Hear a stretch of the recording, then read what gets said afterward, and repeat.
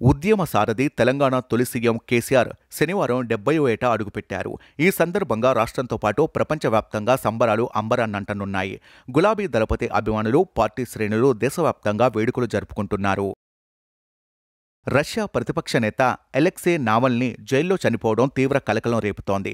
తీవ్ర అస్వస్థతకు గురైన నావల్నీ ప్రాణాలు కోల్పోయినట్లు జైలు అధికారులు వెల్లడించారు. మరికొన్ని రోజుల్లో రష్యాలో అధ్యక్ష ఎన్నికలు జరగనున్న వేళ పుతిన్ ప్రత్యర్థి నావల్నీ జైల్లో చనిపోవడం చర్చకు దారితీసింది.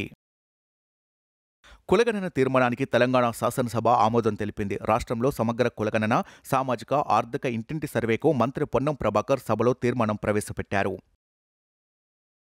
చంద్రబాబు ఈరోజు శనివారం బాపట్ల జిల్లాలో పర్యటించనున్నారు. పర్చూరు నియోజకవర్గంలోని ఇంకొల్లులో మధ్యాహ్నం రా కదలిరా బహిరంగ సభలో పాల్గొని ప్రసంగిస్తారు. అల్లు అర్జున్ భార్య స్నేహారెడ్డి తండ్రి కంచర్ల చంద్రశేఖర్ రెడ్డి బీఆర్ఎస్ పార్టీని వీడి కాంగ్రెస్లో చేరారు. చంద్రశేఖర్ రెడ్డికి మల్కాజ్గిరి లోక్సభ నియోజకవర్గం నుంచి కాంగ్రెస్ అభ్యర్థిగా పోటీ చేయనున్నట్లు వార్తలు వినిపిస్తున్నాయి.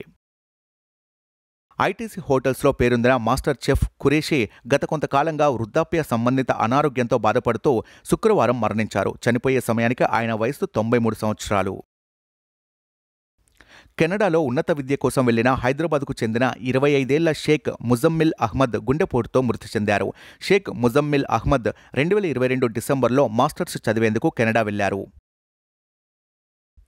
కాంగ్రెస్ ప్రభుత్వం కీలక నిర్ణయం తీసుకుంది. భక్తులకు ఇబ్బందులు కలగకుండా మేడారం జాతరకు హెలికాప్టర్ సర్వీసులను నడపనున్నారు. ఇందులో ప్రయాణించే వారికి ప్రత్యేక దర్శనం కల్పిస్తున్నారు.